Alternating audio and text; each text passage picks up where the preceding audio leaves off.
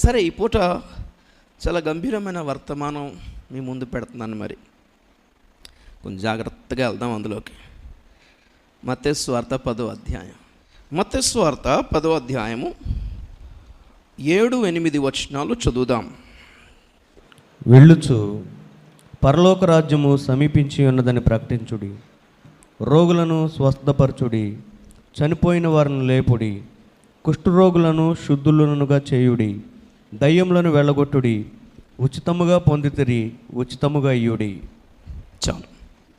హల్లెలూయా, హల్లెలూయా. యేసు ప్రభు తన శిష్యులను ఇద్దరిద్దరుగా పంపిస్తూ ఎలా పరిచర్య చేయాలో, ఎలాంటి పరిచర్య చేయాలో చెప్తూ పంపిస్తున్నాడు. ఇశ్రాయేలు వారైన నశించిన వారు.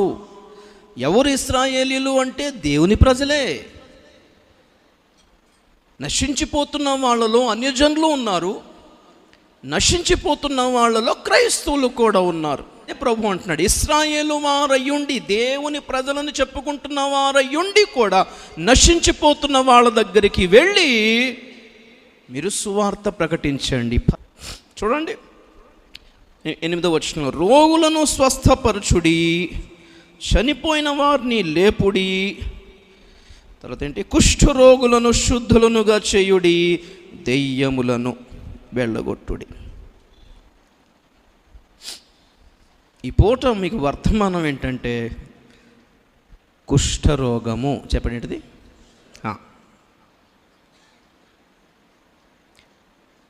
చూడండి, రోగములన్నీ కూడా స్వస్థపరచమన్నాడు, కానీ కుష్ఠరోగాన్ని ఏం చేయమన్నాడు?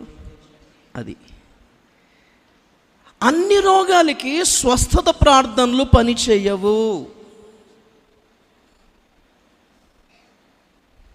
అన్ని రోగాలకి మీరు ప్రార్థన అవసరం పంపించి, అయ్యగారు నాకు యూరిన్ ఇన్ఫెక్షన్, నా కిడ్నీ ఇన్ఫెక్షన్, నా గుండె ఇన్ఫెక్షన్, నా తలకాయ నొప్పి, నా కడుపు నొప్పి, నా మోకాలు, డాక్టర్ కూడా నీ చెప్పమేమో. ఆ కామెంట్ సెక్షన్లో ఉంటారండి భక్తులు, పొరపాటున వాక్యం వినరు.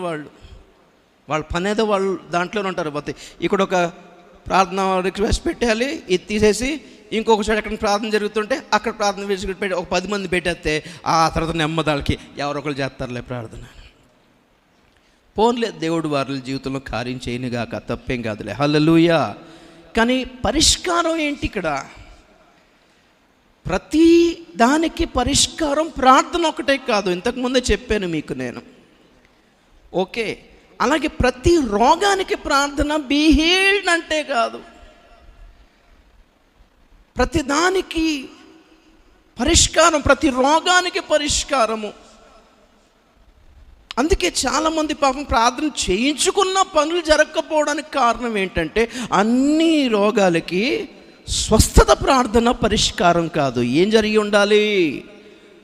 శుద్ధీకరణ జరగాలి. స్తోత్రం చెప్పండి ఒకసారి. ఏం జరగాలి? ఇదొక్కటి విస్మరిస్తున్నారు చాలామంది, ముఖ్యంగా క్రైస్తవులు.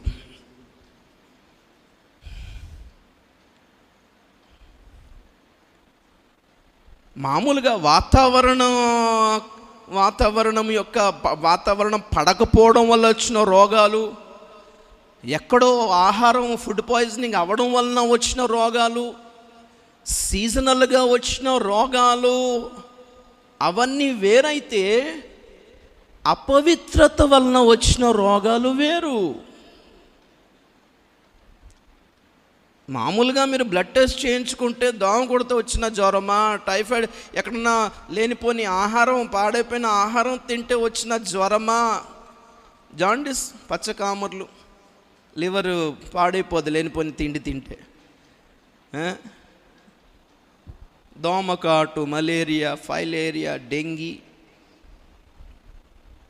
బ్లడ్ టెస్ట్కి వెళ్తే దేనివలన ఈ రోగం వచ్చిందో చెప్పేస్తారు. దానికి ప్రకారంగా డాక్టర్ గారు చికిత్స చేస్తాడు, వైద్యం చేస్తాడు. ఎందుకు బ్లడ్ టెస్ట్ రాయిస్తాడు చెప్పండి? ఈ జ్వరం రావడం అన్నది ప్రతి రోగానికి కామనే.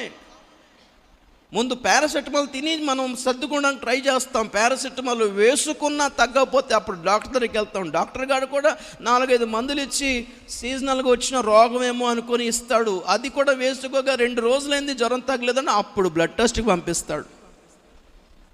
అప్పుడు బ్లడ్ టెస్ట్లో ఏ రోగం దేనిని బట్టి వచ్చిందో తెలిస్తే దాని చికిత్స వేరు. అన్నిటికీ ఒకే రకమైన వైద్యం ఉండదు. ఎలాగైతే వైద్యం ఉండదో అలాగే మన జీవితంలో వచ్చే కొన్ని కష్టాలకి, కొన్ని సమస్యలకి, కొన్ని రోగాలకి ఒకే విధమైన పరిష్కారం ప్రార్థన 2 చేతులు ఎత్తేస్తే అయిపోతుంది అనుకునేరు. కొందరి జీవితంలో కార్యాలు జరిగిపోతుంటే కొన్ని జీవితాల్లో కార్యాలు జరగవు. దానికి కారణం ఏంటో ఇప్పుడు మనం దాన్ని సోర్ట్ అవుట్ చేయాలి, దాన్ని బయటికి తీయాలి. ఇప్పుడు దేవునికి స్తోత్రం చెప్దాం గట్టిగా ఒకసారి. కుష్ఠరోగము స్వస్థత చేయాల్సిన రోగం కాదు ఇది. స్వస్థత ప్రార్థన చేయాల్సిన రోగం కాదు ఇది.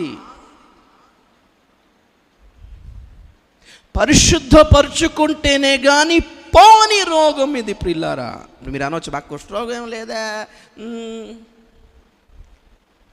బైబిల్ మీకు ఎలా చదవాలో అర్థం కాలేదని అర్థం. దేవునికి స్తోత్రం చెప్తాం గట్టిగా ఒకసారి. అన్ని రోగాలు వస్తాయి, కుష్ఠరోగం రాదు కదా జనరల్గానే. మనం వీటిని ఆత్మీయంగా ఆలోచించాలి. ఎలాగ ఆలోచించాలి? ఆత్మీయంగా ఆలోచించాలి. రోగులను స్వస్థపరచుడి అన్నాడు. ఎవరిలో? దేవుని ప్రజల్లోనే రోగులు ఉన్నారు. నేను శారీరక రోగం గురించి మాట్లాడతలేదు, ఆత్మ సంబంధమైన రీతిలో మాట్లాడుతున్నాను. దేవునికి స్తోత్రం. సో ప్రభు చేసిన స్వస్థతల్లో కొన్ని 4-5 చెప్పండి మీరు. ఉదాహరణకి మూగా చెవిటి దెయ్యం వెలగొట్టాడు ఆఫ్ కోర్స్, కానీ కొన్ని సందర్భాల్లో అది కూడా రోగమే.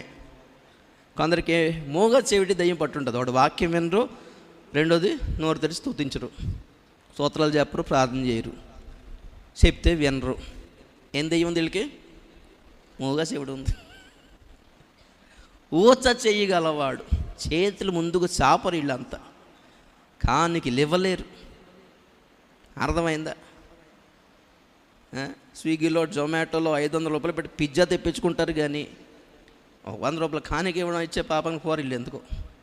చెయ్యి చాపలేని రోగం ఇది. దేవునికి స్తోత్రం చేద్దాం కట్టుకొస్తాం. పక్షవాయువు ఏ రోగం అది? శరీరంలో ఒక సైడ్ అంతా పడిపోయి ఉంటుంది.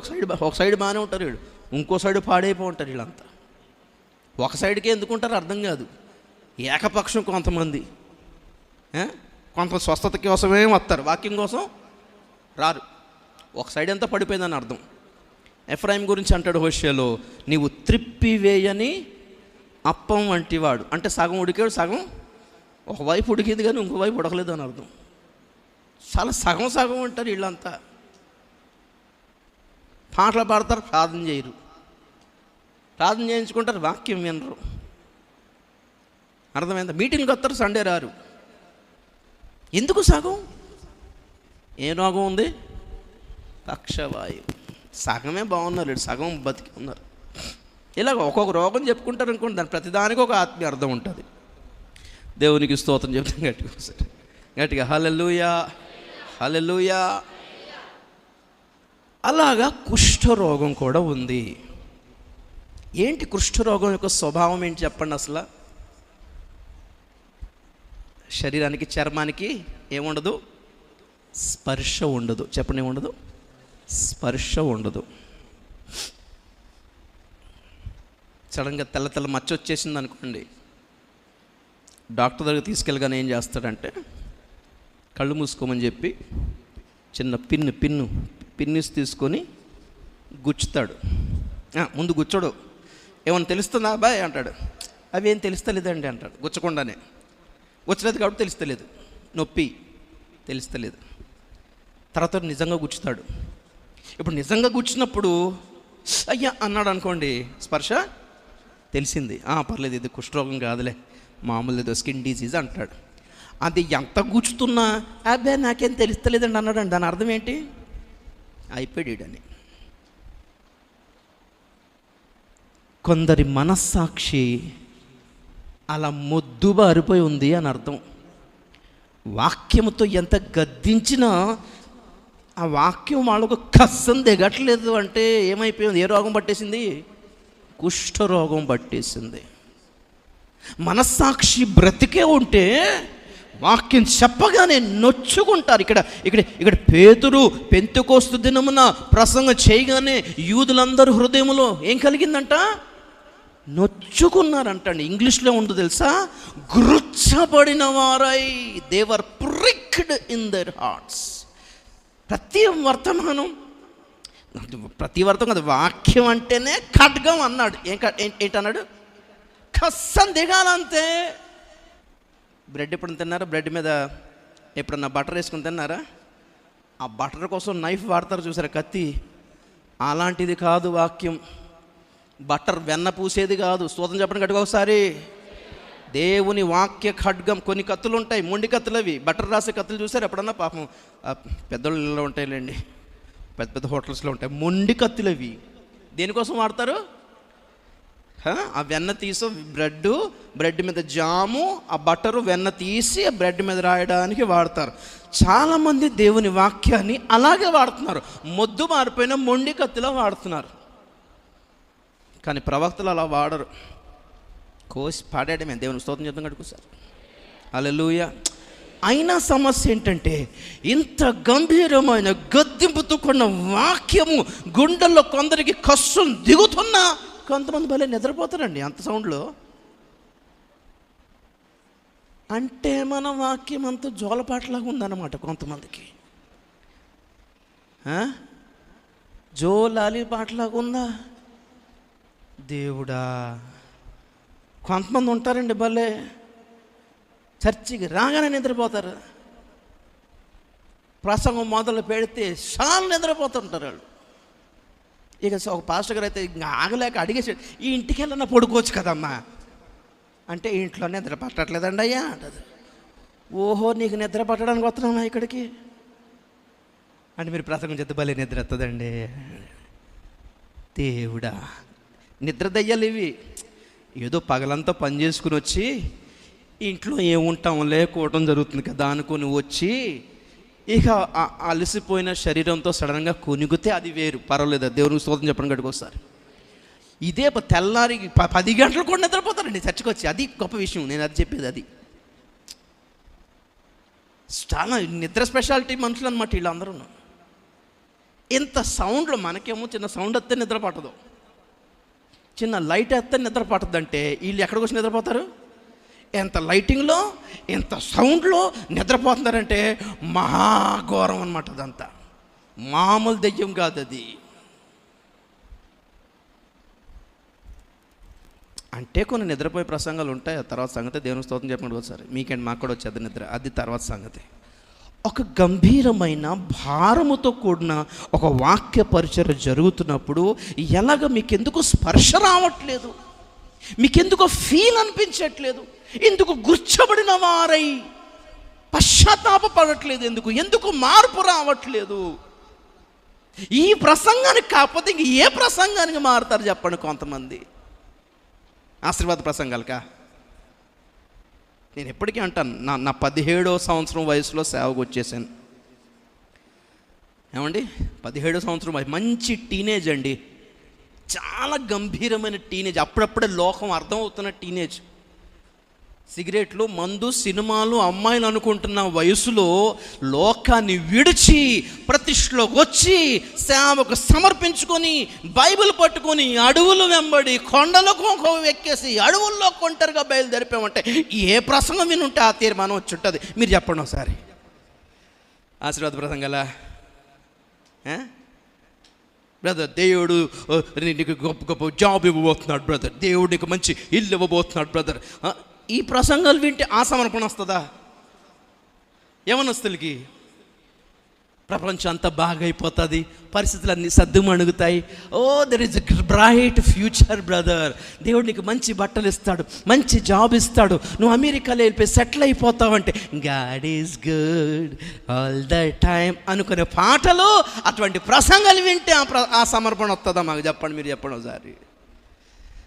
మాకు వాక్యాన్ని బోధించిన సేవకులు కత్తులు, ఖడ్గాలు, బాణాలే వదిలేరండి గుండెల్లోకి. తెచ్చే దరిద్రం మాకు ఈ లోకం వద్దు అనుకొని బయటపడ్డాము అంటే ఏ ప్రసంగం అయి ఉంటుంది? మీరే ఊహించుకోండి, మీ ఊహలకి వదిలేసాను. హల్లెలూయా. మనస్సాక్షికి గుర్చుకుంటుంది ప్రియులారా. అలాంటిది అటువంటి వర్తమానాలు కరువైపోయినాయిలేండి. అటువంటి వర్తమానాలు ఈ కాలంలో లేవు. యవనస్తుల గుండెల్లో కస్సుమని దిగే వాక్యాలు కరువైపోయాయి. చాలా అరుదైపోతున్నాయి, అరుదుగా ఉన్నాయి. ముందు అరుదైపోతాయి, తర్వాత కరువు అయిపోతాయి. అదే కరువు కాలం అంటే, వాక్యపు కరువు అంటే. ఇప్పుడు అరుదైన కాలములో మనం ఉన్నాం. ఇప్పుడే సేకరించుకోవటానికి ప్రయత్నం చేయండి అటువంటి వాక్యాలు.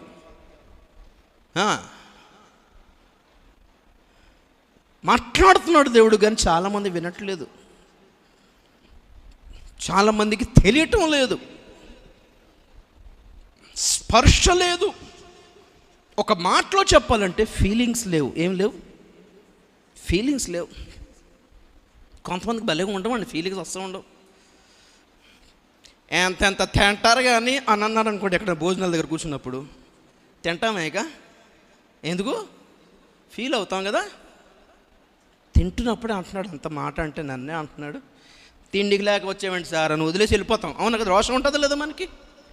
ఫీలింగ్ ఉంటే ఒక మాట అనగానే ఫీల్ అయ్యి రోషం తెచ్చుకొని లేచి వెళ్ళిపోతాం. అది అంటానే ఉంటారు, మనం తింటానే ఉన్నాం అనుకోండి, ఏం లేదన్నట్టు. ఫీలింగ్స్ లేవన్నట్టు. ఇంకో మాట అంటారు కానీ అన్నం కానీ స్తోత్రం చేద్దాం గడి ఒకసారి. మరి ఫీలింగ్స్ లేకుండా ఎలాగున్నారండి?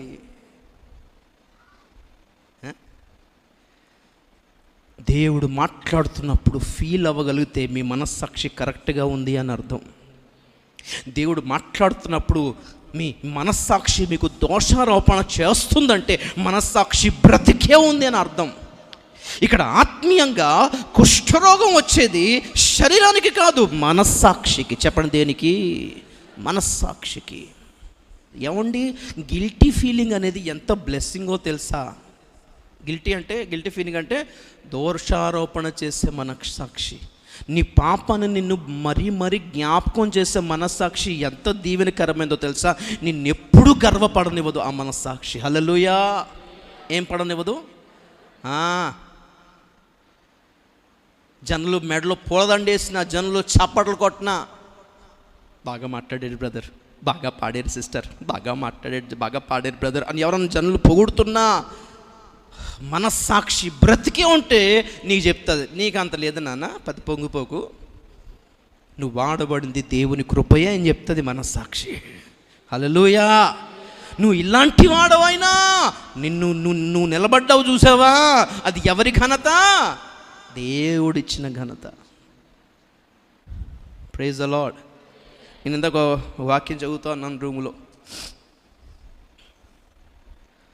బెస్సలేలు అహోలియాబు తొమ్మకర్రతో మందసము చేశాను, తొమ్మకర్రతో బలిపీఠం చేశాను, తొమ్మకర్రతో పలకలు చేశాను, తొమ్మకర్రతో అన్నీ తొమ్మకర్ర. కానీ ప్రత్యక్ష గుడారంలోకి వెళ్తే ఏం కనపడుతుంది? అన్నీ బంగారమే కనపడుతుంది. ఏం కనపడుతుంది? అరే, కానీ దేంతో చేశాడు? తొమ్మకర్ర. కానీ తొమ్మకర్ర ఎవరు కనపడట్లేదు. ఏది కనపడుతుంది? బంగారమే. మనము తొమ్మకర్రలో దేవుడు తన కృప, తన మహిమ, తన నీతి అనే బంగారంతో పొదిగించి నిలబెట్టుకున్నాడు ఆయన మందిరంలో. హల్లెలూయా, హల్లెలూయా. నేనేంటో తెలుసా అని అనుకున్నాం అనుకోండి, దేవుడు అంటాడు ఒకసారి లోపల చూసుకో ఒకసారి అంటాడు. ఏముంది లోపల? మన బతుకదే. దేనికి పనికొస్తా? తుమ్మకర్ర. తుమ్మ చెట్లు చూసారా? మనదేమో చిన్న ఉంటాయిలే, ఇజ్రాయెల్ దేశంలో పెద్దగా ఉంటాయిలే. తుమ్మకర్రలు నరికి పొయ్యిలోకి తప్ప దేనికన్నా మనకు వస్తుందా? పొయ్యిలోకి తప్ప దేనికన్నా మనకు వస్తుందా? దేనికి పనికిరాదు. నరకంలో కాలాల్సిన మన బతుకులకి దేవుడు తన మందిరములో భాగ్యం ఇచ్చి నిలబెట్టుకున్నాడు చూసారా.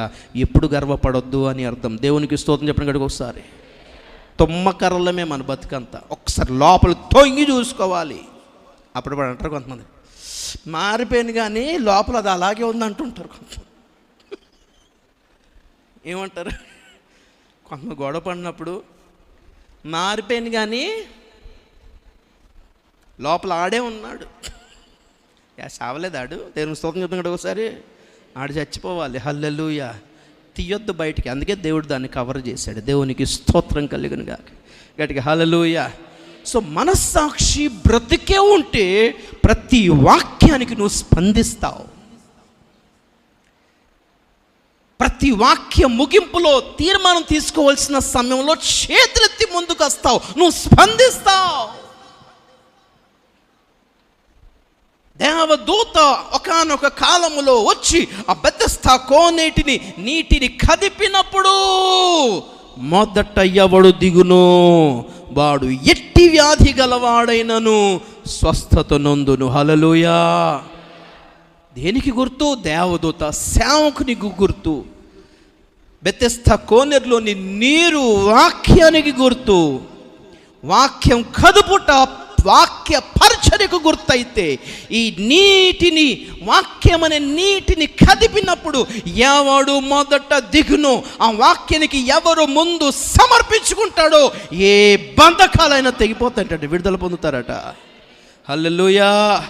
మరి ఇన్ని వాక్యాలు వింటున్నా కొందరిలో ఎందుకు స్పర్శ లేదు?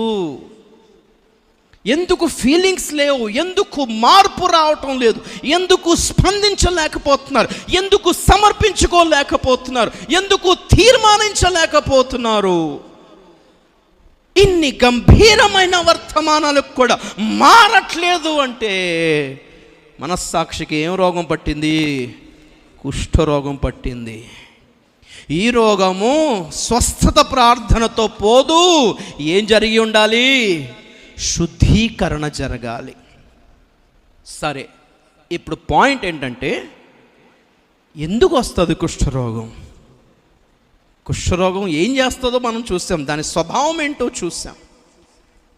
ఆ పరిస్థితి, ఆ స్పర్శ లేని, స్పందన లేని, ఫీలింగ్స్ లేని మనస్సాక్షి అనే కుష్ఠరోగం ఎందుకు వస్తుందో బైబిల్లో కొన్ని సందర్భాలు చూస్తే చాలా ఆశ్చర్యకరమైన విషయాలు వెలుగులోకి వచ్చాయి.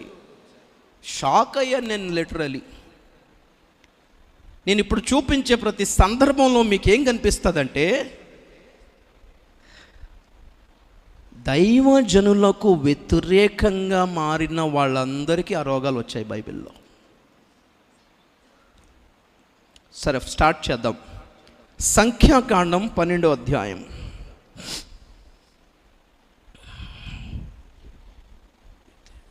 సంఖ్యాకాండము 12వ అధ్యాయము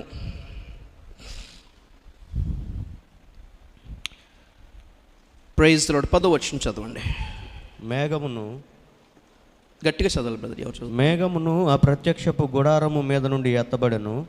అప్పుడు మిరియాము హిమము వంటి తెల్లని కుష్ఠుగలదాయను. చాలు. దేవునికి స్తోత్రం కలిగిన గాక.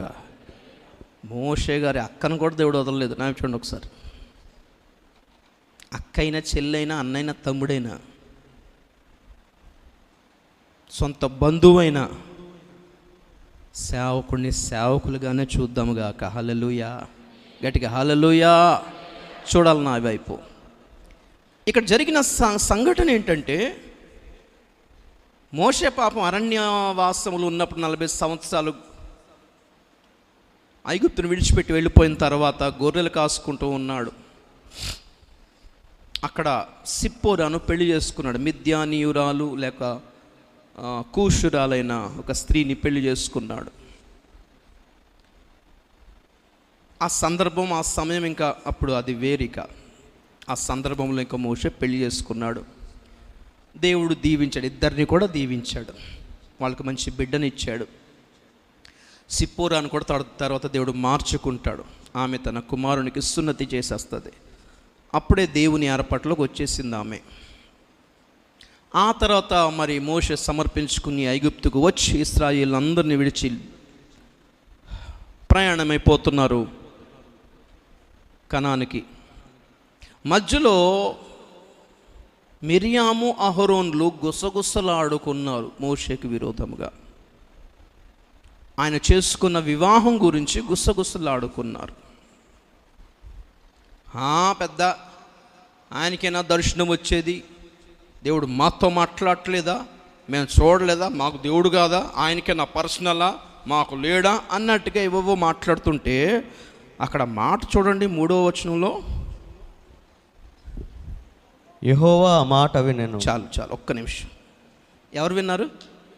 మోషే వినలేదు. చూడాలి నా ఒకసారి. మోషే వినలేదు.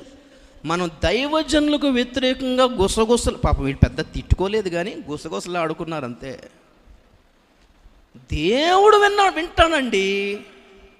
సేవకుడు వినట్లేదనే మాట్లాడుకుంటాం. ఆయన తెలియదులే, మన కదా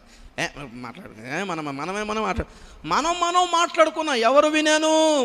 యెహోవా ఆ మాట వినెను. బా, దేవునికి స్తోత్రం చెప్పండి కూడా ఒకసారి. నిజంగా పరలోకం నాకు చూస్తారా, చదివేసుకుంటారు బైబిల్ అంతా. పరలోకంలో దూతలు కూడా అని ఉంటారేమో అనుకుంటున్నా, నా అభిప్రాయం. దేవుడిని ఏమని ఉంటారు? ప్రభువా, మోషేని పంపిస్తున్నావు ఇశ్రాయేల్ని విడిపించడానికి, కరెక్ట్ వ్యక్తి అని అంటావా? ఓకే అంటావా? ఆయనే ఒక అతన్ని ఐగుప్తుడిని చంపేసి పారిపోయాడు,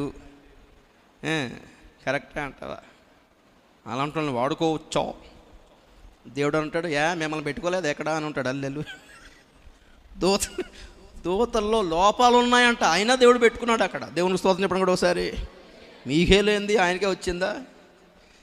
దేవుడు అంటున్నాడు, యెహోవా ఆ మాట వినెను, మోషే భూమి మీదనున్న వారందరిలో మిక్కిలి సాత్వికుడు. దేవునికి స్తోత్రం చెప్పడం కూడా ఒకసారి. సాత్వికుడు అనే మాటకి అర్థం నాకు చాలా కాలం తర్వాత తెలిసింది. అది కూడా ఒక బ్రదర్ వల్లనే. సాత్వికుడు అంటే మన విషయం మనం తగ్గింపు అనుకుంటాం. ఏమనుకుంటాం? తగ్గింపు అనే మాట కంటే చాలా లోతైన పదం అని తెలుసా? ఏంటా పదం అంటే, దేవునికి స్తోత్రం చెప్తాం గట్టిగా ఒకసారి. చేతనై కూడా చేతులు జోడించడాన్ని సాత్వికం అంటారు. పేక పట్టుకొని ఇసిరేగలిగిన కెపాసిటీ ఉండి కూడా అది కాదన్నా సారీ అన్న, వద్దులే అన్న, గొడవ పడి తగుపడి ఎదుటివాడి మీద ఎగబడి కొట్టి జయించగలిగిన అది కాదన్నా అన్న అని అంటున్నామంటే అది సాత్వికం అంటే. హల్లెలూయా. నిజం. ఏం తక్కువ మోషేకి? ఏం తక్కువ ఉండేది మోషేకి ఐగుప్తు దేశంలో? రాజభాగ్యము, రాజభోగము, యుద్ధ ప్రవీణుడు, ఐగుప్తు సామ్రాజ్యానికి ఎన్నో యుద్ధాలలో విజయాన్ని రప్పించిన వాడు, కూషు దేశాన్ని గెలిచిన వాడు, ఐథియోపియాతో యుద్ధం చేసి గెలిచిన యుద్ధ ప్రవీణుడు మోషే. అలాంటిది ఫరో దగ్గరికి వెళ్ళిపోయి, సార్ మా దేవుడు అంటున్నాడు సార్, మా దేవుడు జనాలు తీసుకెళ్ళిపోమంటున్నాడు సార్. గెట్ అవుట్ అంటే, అలాగే ప్రభువా, మరి వెళ్ళిపోమన్నాడు ప్రభు, ఏం చేయమంటావు? నువ్వు చెయ్యెత్తు మోషే, కర్ర ఎత్తుడు. అలాగే ప్రభు. మళ్ళీ వెళ్తాడు. నువ్వు తెల్లవారిని లేచి మరలా ఫరో దగ్గరికి వెళ్ళి మాట్లాడు. ఏమనుకుండాలి మోషే? అదేంటి ప్రభువా, నాకు అరగంట టైమి. కత్తి పట్టుకొని యుద్ధం చేసి కనాను కాదు, ఈ దేశం అంత అయ్యేలా చేసేస్తాను కెపాసిటీ ఉంది మోషేకి. అంత యుద్ధ ప్రవీణుడు. కానీ ఏం చేసుకున్నాడు? బతిమాలడానికే ఇష్టపడ్డాడు. స్తోత్రం చెప్పడం గట్టిగా ఒకసారి. యేసుప్రభు అదే చేశాడు కదా. పిలాతు దగ్గర ఏమన్నాడు? నేను తలుచుకుంటే 12 సేనా వ్యూహము కంటే ఎక్కువైన దేవదూతలు వచ్చి ఈ పిలాతుని, ఆ హేరోదుని మెడకాయ మీద నుంచి తలకాయ తీసేసేవారు. కానీ లేదు నాయన, అధికారం వాళ్ళకి ఇవ్వబడింది కాబట్టి నేను సిలువ మోయాల్సింది. ఇది సాత్వికం అంటే. చేయగలిగి, చెప్పగలిగి, మాట్లాడగలిగి, దబాయించగలిగి, డబ్బు ఉండి, పలుకుబడి ఉండి అన్నీ వదులుకొని సాదాసీదాగా నిలబడ్డాం చూసారా? ఇది సాత్వికం అంటే. స్తోత్రం చెప్పండి గట్టిగా ఒకసారి. గట్టిగా హల్లెలూయా.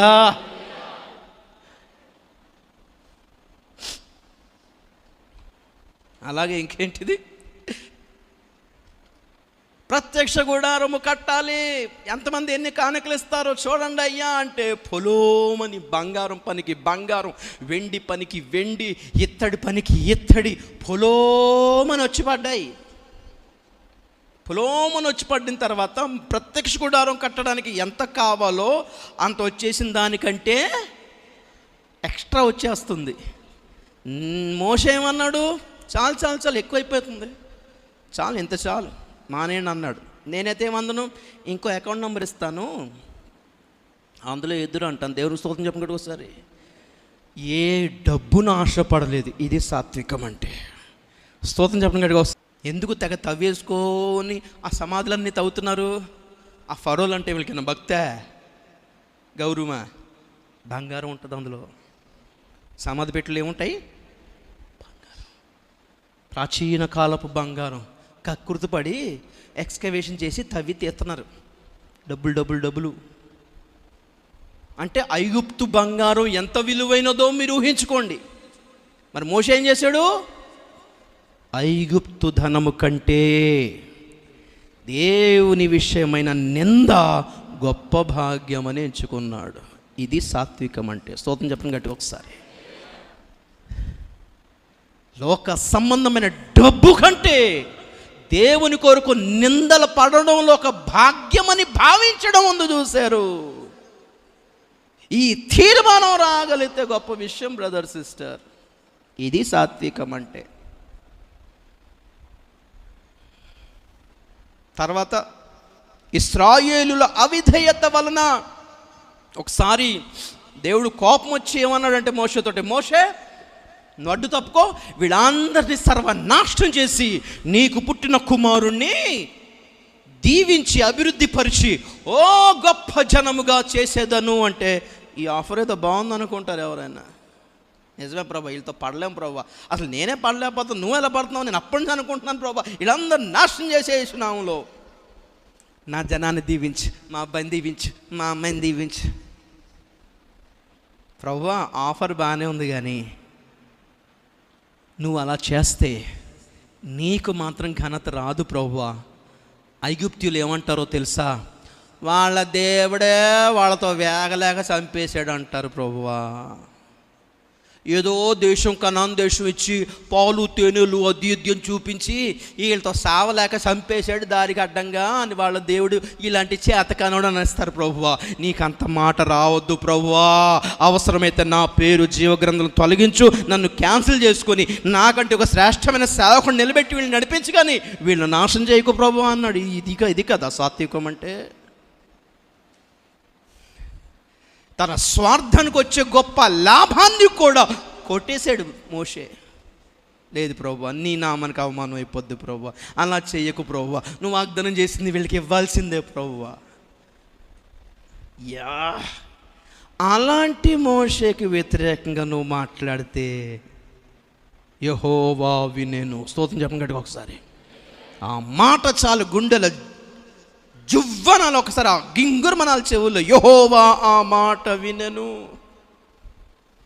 How dare you talk against a man of God. దేవుని సేవకుని గురించి వెనకాల కొండెములు ఎలా చెప్పుకుంటున్నారు, ఎలా గాసిపింగ్ చేసుకుంటున్నారు, ఎలా గుసగుసలాడుతున్నారు. మోషే నా ఇల్లంతటిలో సాత్వికమైన వాడు. మీకు విషయం తెలుసా? నేను ఎవరితోనైనా దర్శనం ద్వారా మాట్లాడేదను, కళల ద్వారా మాట్లాడేదను. ప్రవక్తను వాడు ఎవడైనా ఉన్నాడలా దర్శనంతో మాట్లాడతా, కళల ద్వారా మాట్లాడతా. కానీ మోషతో ఎట్లా మాట్లాడి తిని? ముఖాముఖిగా మాట్లాడి తిని. అతడు నా ముఖమును నిదానించి చూచెను. వావ్, దేవునికి స్తోత్రం చెప్పండి గట్టిగా ఒకసారి, గట్టిగా హల్లెలూయా, హల్లెలూయా. మోషే సేవకు రాకపోయి ఉంటే, 1 సంవత్సరం 2 సంవత్సరాలు ఆగి ఉంటే, హలో, ఐగుప్తు దేశానికి ఫరో అయ్యేటోడు, రాజు అయ్యేటోడు తెలుసా? అలాంటి రాజభాగ్యాన్ని వదిలేసి వచ్చేసాడు అంటే ఇశ్రాయేల్ అందరికీ మకుటం లేని మహారాజే మోషే. ఫరో అయ్యుంటే చేతిలో రాజదండమును, ఇంకో చేతిలో రాజ ఖడ్గం ఉండేది.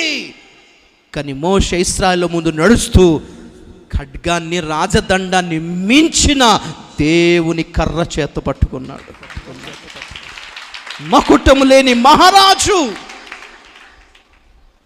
చేతి కర్ర, తన చేతి కర్రను దేవునికి ఇస్తే, ఆ మోషే చేతి కర్ర తర్వాత ఏమైంది? దేవుని కర్ర అయింది. సాత్వికుడు. మీకేం తెలుసు ఒక సేవకుడు ఎంత నలిగిపోయి ఉంటాడో? ఆయనకేంటండి, ఐగుప్తుల పెద్ద రాజభోగం అనుభవించిన వాడు, ఇప్పుడు సడన్గా నాయకత్వం అంటే ఎక్కడి నుంచి ఇచ్చేస్తారు అంటామేమో. ఐగుప్తు దేశ రాజభోగం విడిచిన వెంటనే ఇక్కడ లీడర్ అయిపోలేదు. మధ్యలో 40 సంవత్సరాలు ఏం చేశాడు? గొర్రెలు కాచాడు. గొర్రెలు కాచాడండి. ట్రైనింగ్ ఇచ్చింది ఎవరు? మామయ్య గారు. మామగారి గొర్రెలు. దేవుని స్తోత్రం చెప్పండి సార్.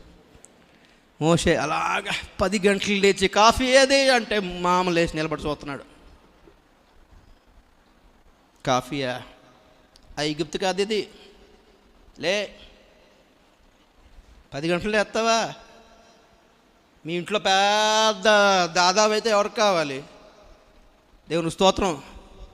గొర్రెలు చూస్తున్నాయి అక్కడ. నాకు మేత పెడితే కానీ మీకు మేత లేదన్నట్టే చూస్తున్నాయి గొర్రెలు. లే, తిప్పుకునిరా. కాఫీ లేదు, టిఫిన్ లేదు, గొర్రెలే. దేవునికి స్తోత్రం చెప్పండి కూడా ఒకసారి. Full training. దేవునికి స్తోత్రం. బైబిల్లో కొందరు ట్రైనింగ్లు అందరూ మామగారులే ఇచ్చారు. అందులో దావీదు ఒకడు, మోషే ఒకడు. దేవునికి స్తోత్రం కలిగాక. అండ్ ఆఫ్ కోర్స్ యాకోబు కూడా మర్చిపోవద్దు మనం. దేవునికి స్తోత్రం చెప్తాం కాబట్టి ఒకసారి. సాత్వికుడు. ఐగుప్తుని విడిచిపెట్టేశాడు, ఆస్తులు విడిచిపెట్టేశాడు, రాజభోగం విడిచిపెట్టేశాడు, నా పిలుపుకు లోబడ్డాడు, గొర్రెల్ని కాశాడు 40 సంవత్సరాలు. నేను వెళ్ళి ఫరోతో యుద్ధం చేయమంటావా? కాదు, మాట్లాడవలెను అంటే పాప మాట్లాడాడు. యుద్ధం చేయగలిగి తెగించగలిగి ఉండి, నువ్వా నేనా, చలో కాసుకో, మళ్ళా యుద్ధము చేతుము అన్నట్టుగా. అందరూ యుద్ధం చేయక్కర్లేదు. ఫరో నువ్వా నేనా, కమాన్ అంటే యుద్ధంలో గెలిచేవాడు పాపం. ఆ మల్ల యుద్ధంలో, ఆ కుస్తీలో గెలిచేవాడేమో మోషే. కానీ దేవుడు ఆ ట్రాక్లో వాడుకోలేదు. ఏమన్నాడు? వెళ్ళి మాట్లాడు, నేను చెప్పిందే మాట్లాడు. సేవకుడు ఎంత నలుగుతాడో మీకేం తెలుసండి? మీలాగా ఉద్యోగం చేసి సంపాదించేటోళ్ళు గారు. వాళ్ళంతా సంపాదించగలరు. డబ్బులే కావాలనుకుంటే జాబ్ చేయలేకపోదురా. ఉద్యోగాలు విడిచిపెట్టి వచ్చిన సేవకులు, దేవుని కొరకు నలగొట్టుకున్న సేవకులు, కొండెక్కమంటే కొండెక్కిపోతున్న సేవకులు, నదిలో నీళ్ళు తాగమంటే నదిలో నీళ్ళు తాగుతున్న సేవకులు, ఉప్మా తినమంటే ఉప్మా తింటున్న సేవకులు, గంజి అన్నం తినమంటే గంజి అన్నం తింటున్న సేవకులకు ఒక్క మాట వ్యతిరేకంగా మీరు నేను అంటే దేవుడు ఎందుకు ఊరుకుంటాడు చెప్పండి ఒకసారి. వాళ్ళు పడ్డారా ప్రయాసం, మీరు నేను పడుతున్నామా ప్రయాసం? ఒకసారి ఆలోచించండి. ఒక మాట అనుకునే ముందు 10 సార్లు ఆలోచించాలి. దేవునికి స్తోత్రం చెప్పండి ఒకసారి. ఎందుకు అనగా యెహోవా ఆ మాట వినెను. అంతే, దేవుడు విని తనలో తాను అనుకున్నాడు, మోషే నా ఇల్లంతట్లో సాత్వికుడు. అంటే బీరువాలకి, లాకర్లకి, ఇంటికి నేను తాళాలు వేసుకోకపోయినా నమ్మకంగా ఉంటాడు మోషే అని అర్థం. నా ఇల్లంతట్లో నమ్మకం ఉంటుంది. దేవుని స్తోత్రం చెప్పండి కూడా ఒకసారి గట్టిగా హల్లెలూయా. కొందరు ఉంటారండి, కొడుకుని కూతురు కూడా నమ్మరు. అన్ని తాళాలు వేసుకొని ఉంటారు ఇంట్లో అమ్మ నాన్నలు. ఏమో డబ్బులు తీసేస్తాడు వీడు, ఫోన్ కొనేసుకుంటాడు, కొంతమంది ఉంటాడు కదా. కానీ దేవుడు అలా వేసుకోలేదంట. నీ ఇష్టం మోసే, బంగారమా తెచ్చుకో అన్నాడు అంతే. ఒక్క పైసా మోసే వాడుకోలేదు. దేవునికి స్తోత్రం చెప్పండి ఒకసారి. ఇంకో విషయం ఏంటి చెప్పనా? మోషే తర్వాత నాయకుడు ఎవరు అంటే మోషే మనసులో ఏముండాలి? నా కొడుకు నా కొడుకు నా కొడుకు నా కొడుకు. కానీ దేవుడు ఏమన్నాడు? యెహోషువ. ఓకే ప్రభు, నువ్వేమంటే అదే, నా రా అభిషేకిస్తాను. అరే ఒక్క మాట, చిన్న రిక్వెస్ట్ అని అడగవా మోషే? ప్రభు నా కొడుకున్నాడు కదా, చూసుకోవచ్చు కదా ఒకసారి ప్రభు. లేదు, దేవుడు ఏ మాట అంటే ఆ మాట. దేవునికి స్తోత్రం చెప్పడం కూడా సరే. ఇదండి సాత్వికం అంటే. ఎక్కడ మారు మాట్లాడలేదు మోషే, 2 చోట్ల తప్ప. అదే నాకు అనుకున్నాను చూసారా, నువ్వు తప్పుకో నేను చంపేస్తానంటే అక్కడ అడ్డగించాడు. రెండోది, నువ్వు కనానుకు వెళ్ళవు అంటే అక్కడ బతిమాలుకున్నాడు. ప్రభువా ఇంత నడిపించాను ప్రభువా, నేను వెళ్ళకపోవడం ఏంటి ప్రభువా, ఎన్నో ఆశలు పెట్టుకున్నాను ప్రభువా, కనాన్ దేశం చూడని ఆశపడ్డాను ప్రభువా, ప్రభువా నువ్వు మాట్లాడే దాని గురించి అనవసరం, సైలెన్స్ అంటే ఓకే ప్రభు నువ్వేమంటే అదే. ఏడుపు వస్తుంది అప్పుడప్పుడు, ఏడుపు వస్తుంది నిజంగా. మోషే అలాంటి సేవకులే అటు బలముతోనో ఉపవాసాలతోనో, హలో, వరాలతో కాదు వీళ్ళు సాధించేది, తమ సాత్వికంతోనే సాధించారు ఇదంతా. స్తోత్రం చెప్పండి గడికి ఒకసారి. బాగా వరాలు సంపాదించి బాగా ఉపవాసాలు చేస్తే దేవుడు వాడుకున్నారు అంటున్నారా? దేన్ని బట్టి వాడుకున్నాడు చెప్పండి? సాత్వికమైన మనస్సును బట్టే వాడుకున్నారు. సాత్వికులు దేశమును స్వతంత్రించుకుంటారంటే గుర్తుపెట్టుకోండి, జయిస్తారని అర్థం. ఏది కావాలంటే వాళ్ళకి దేవుడు ఇచ్చేస్తాడని అర్థం. ఏ ప్రాంతం కావాలంటే ఇచ్చేస్తాడని అర్థం. బ్రదర్ సిస్టర్, సాత్వికత సంపాదించుకుందాము గాక. వరాలు కాదు, ఉపవాసాలు కాదు, గంటల తరబడి ప్రార్థన కూడా కాదు. ఆ ఉపవాసాల ప్రార్థనలు దేనికోసం చేయాలంటే, ప్రభువా నాలో గర్వం రావద్దు నాయన, నేను హెచ్చిపోవద్దు నాయన, నాకు పిచ్చి పిచ్చి ఆలోచనలు రావద్దు ప్రభువా, నీ ఘనత నా మీద తెచ్చుకునే పరిస్థితి రావద్దు ప్రభువా అని దానికి ప్రార్థన చేయాలి. నలగొట్టుకోవడానికి ఉపవాసం ఉండాలి. వ్యక్తిగతంగా సాత్వికత్వాన్ని కాపాడుకోవడానికి ఉపవాసం ఉండాలి. అంతేగాని దేశంలో పెద్ద కార్యాలు జరగాలని ఉపవాసం ఉండక్కర్లేదు. మనం సాత్వికులమైతే, మనము దీనులమైతే, దేవుని మాట జవదాటకుండా లోబడే వాళ్ళమైతే, ఐశ్వర్యాన్ని ఆశించని వాళ్ళమైతే, దేనిని స్వార్థానికి మన లాభానికి ఉపయోగించని వాళ్ళమైతే, ఏది కావాలని ఇచ్చేస్తాడు దేవుడు. సాత్వికులు, స్తోత్రం చెప్పండి గట్టిగా ఒకసారి. నమ్మకస్తులు. మోషే సాత్వికుడును నమ్మకస్తుడై ఉన్నాడు. హలో, అలాంటి సేవకులు ఉన్నారు బ్రదర్ సిస్టర్. దేవునికి స్తోత్రం చెప్పండి గట్టిగా ఒకసారి. అలాంటి సేవకుల్ని కాపాడుకోవాలి. ఎప్పుడైతే మనం వాళ్ళను గురించి వ్యతిరేకంగా మాట్లాడతామో ఏమవుతుందో తెలుసా? 7వ వచనం చదవండి. ఇందాక 7వ వచనం చదవండి ఒకసారి. అతడు నా ఇల్లంతటిలో నమ్మకమైన వాడు. అది ఇందాక సాత్వికమైన వాడు అని చదివాము, ఇప్పుడేమో నమ్మకమైన వాడు. చదవండి 8. నిదానించి చూచును, కాబట్టి నా సేవకుడైన మోషేకు విరోధంగా మాట్లాడుటకు మీరేలా భయపడలేదు? మీరేలా భయపడలేదు? చాలా నాయకు చూడండి. దేవునికి స్తోత్రం చెప్పండి కూడా ఒకసారి. ఏం చేయాలంట? వ్యతిరేకంగా మాట్లాడేటప్పుడు భయపడాలి. మోషేకి కాదు, ఎవరికి? దేవునికి. దేవుని భయం ఉండాలి బ్రదర్ సిస్టర్. చదువుదాం దాన్ని, పర్యావసానం చదువుదాం. 10వ వచనం. మేఘమును ఆ ప్రత్యక్షపు గుడారం మీద నుండి ఎత్తబడెను. ఒక్క నిమిషం ఆగండి. కుష్ఠరోగానికి ముందు ఏమైంది? మేఘము ఎత్తబడింది. ఎంత దారుణమో తెలుసా? చూడండి మాట చదువు. 9వ వచనం చదవండి, మర్చిపోయాను, అదొకటి పాయింట్. యెహోవా కోపము వారి మీద రగులు కొనగా ఆయన వెళ్ళిపోయాను. చాలా, ఒక్కసారి ఆగండి. నా వైపు చూడండి. దేవునికి స్తోత్రం చెప్పండి ఒకసారి. ఏం జరిగింది? దేవుడికి కోపం వస్తే అందరికి పొమ్మని లేదు, గడవటం లేదు. దేవుడికి కోపం వస్తే ఏమైందంట? దేవుడే వెళ్ళిపోయాడంట. దేవుడు మీ జీవితంలోంచి వెళ్ళిపోయి పనులు చేసుకోకండి. దేవునికి స్తోత్రం చెప్పండి ఒకసారి. డబ్బులు పోయినా పర్లేదు, ఆస్తులు పోయినా పర్లేదు బ్రదర్ సిస్టర్, దేవుడు పోకుండా చూసుకోండి మీరు. తెలుసా, దావీదు పాపం చేసిన తర్వాత ఒక 6-7 విషయాల గురించి మనవి చేసుకుంటాడు. అందులో ఒకటేంటో తెలుసా? ఏంటిది? నీ సన్నిధిలో నుండి నన్ను త్రోసివేయకుము, నీ పరిశుద్ధాత్మను నాలో నుండి తీసివే. ఈ 2 చాలా లాస్ట్లో ఈ 2 పాయింట్స్ అంటాడు. చాలా ప్రాముఖ్యమైన ప్రార్థనలు ఈ 2. నీ సన్నిధిలో నుంచి నన్ను త్రోసివేయకు ప్రభువా, నేను చేసిన పాపాన్ని బట్టి ఆ పని చేయకు ప్రభువా, నీ దండం పెడతావు ప్రభువా, నీ సన్నిధిలో చచ్చిపోతాను ప్రభువా, నీ సన్నిధిలోంచి నన్ను గెట్అవుట్ చేయకు ప్రభువా. రెండోది, నీవిచ్చిన పరిశుద్ధాత్మను నాలో నుండి తీసేయకు ప్రభువా. నిజంగా న్యాయమైన ప్రార్థన చేశాడు దావీదు, అందుకే క్షమించబడ్డాడు. మనందరి వలన పొరపాట్లు జరుగుతాయి బ్రదర్ సిస్టర్. కానీ ప్రార్థన, పశ్చాత్తాప ప్రార్థన ఎంత న్యాయంగా చెయ్యాలో ఆ 51వ కీర్తన చదువుకున్న తర్వాత దేవునికి స్తోత్రం చెప్పడం కూడా ఒకసారి. ఎంత న్యాయంగా ప్రార్థన చేస్తే ఏ పాపమైనా దేవుడు క్షమించి నిలబెట్టుకోగలడు. నిజం చెప్తున్నాను నేను.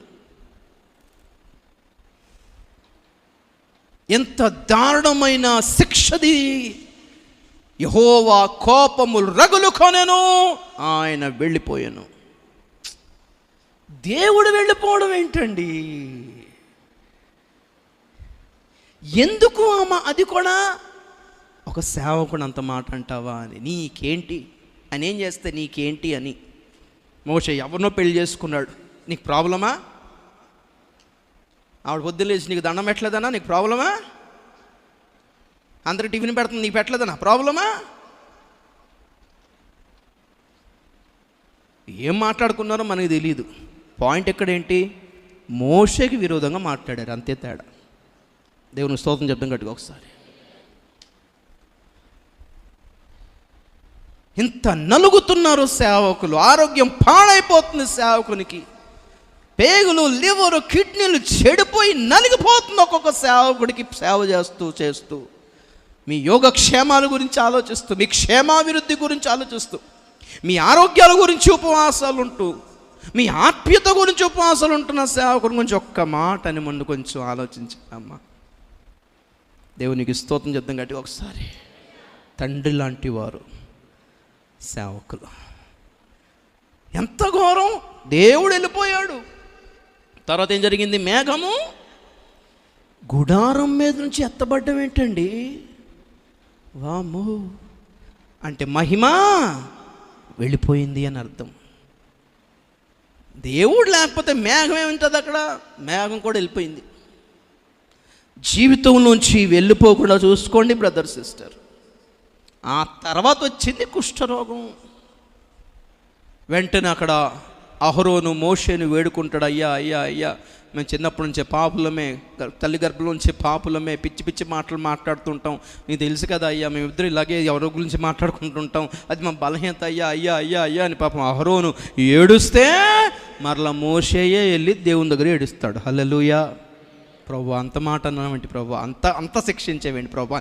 మరలా మోషే ప్రార్థన చేస్తే దేవుడు ఏమన్నాడు తెలుసా? సర్లే ఫీల్ అవ్వగానే ఒక ఆడబిడ్డను చూసి ఒక తండ్రి అసహించుకొని తూ అని ఉమ్మిస్తే ఆమెకి ఎంత అవమానం. బయట ముఖం చూపిస్తుందా ఒక వారం రోజులు? లేదు, చూపించదయ్యా. అలాగే ఈమె వారం రోజులు పాళ్ళెము బయట ఉండాలి. ఆ తర్వాత వారం రోజుల తర్వాత ఆమె శుద్ధీకరించబడి మరలా కలుసుకుంటుంది. దేవుని స్తోత్రం చెప్తాం గట్టిగా ఒకసారి. దేవుడు ఉమ్మి ఊసినట్టు అంటండి కుష్ఠరోగం. వద్దు, అంత శిక్ష తెచ్చుకోవద్దు బ్రదర్ సిస్టర్. కానీ కంగారు పడకండి. కుష్ఠరోగమైనా శుద్ధి చేసుకుంటే మరలా దేవుని సన్నిధిలో నిలబడతాం. ఆమేన్. గట్టిగా హల్లెలూయా. రెండో సందర్భం మనకందరికీ తెలుసు. గెహాజీ రాజుల 2వ గ్రంథం 5వ అధ్యాయం. ముగించేద్దాం తొందరలోనే. 27. కాబట్టి నయమానునకు కలిగిన కుష్టు నీకును నీ సంతతికి సర్వకాలము అంటియుండును అని చెప్పగా, వాడు మంచు వలె తెల్లనైన కుష్ఠము కలిగి ఎలీషా ఎదుటి నుండి బయటికి వెళ్ళను. చాలు. ఎవరు చూడండి, నా చూడండి సార్.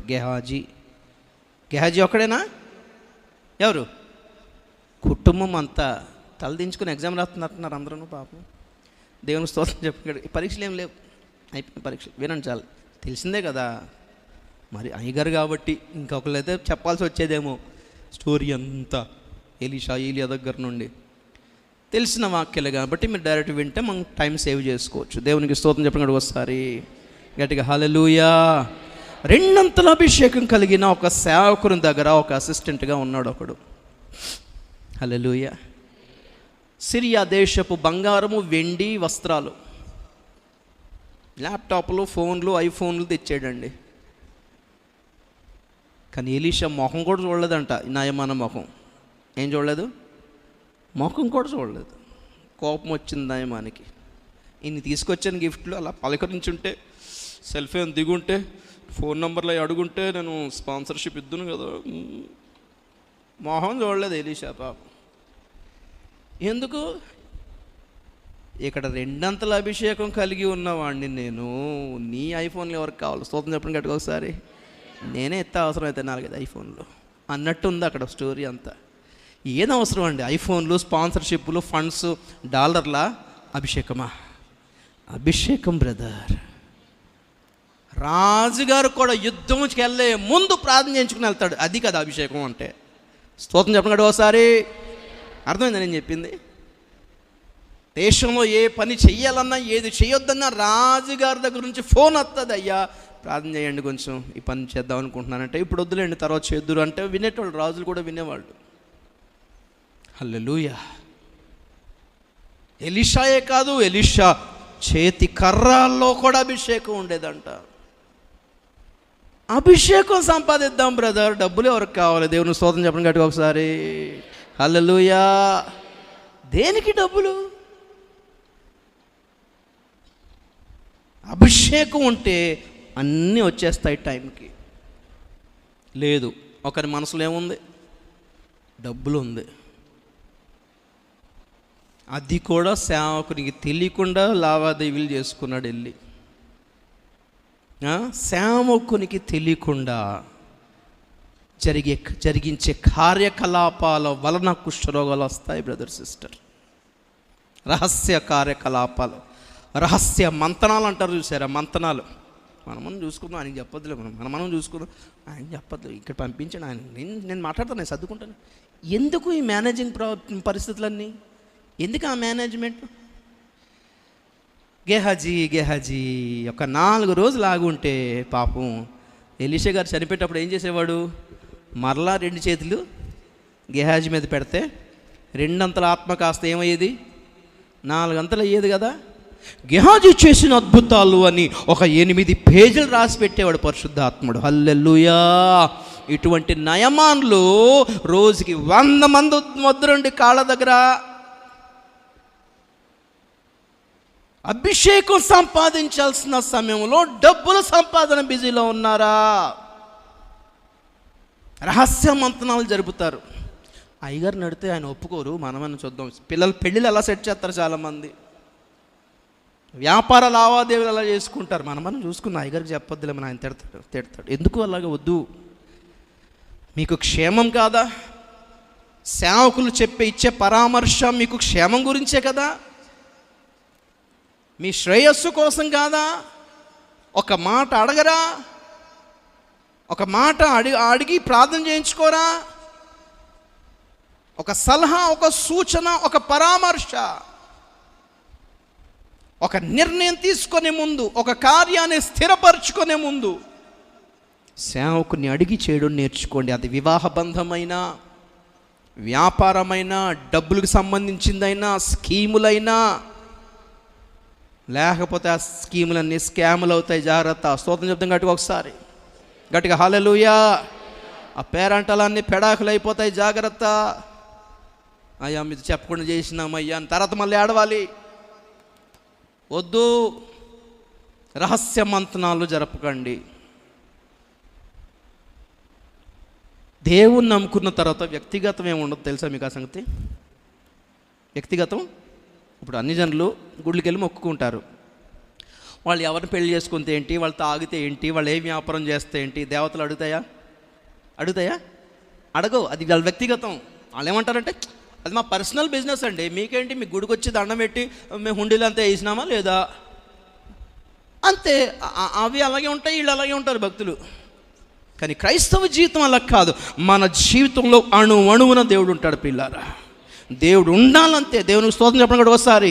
ఇల్లు కట్టుకునే కాడ దేవుడు ఉండాలి, వ్యాపారం చేసే కాడ దేవుడు ఉండాలి, పొలం దున్ని కూడా కాడ దేవుడు ఉండాలి, పిల్లల్ని చదివించే దగ్గర దేవుడు ఉండాలి, పిల్లలకి పెళ్లి చేసే దగ్గర దేవుడు ఉండాలి. There is no personal in the lord.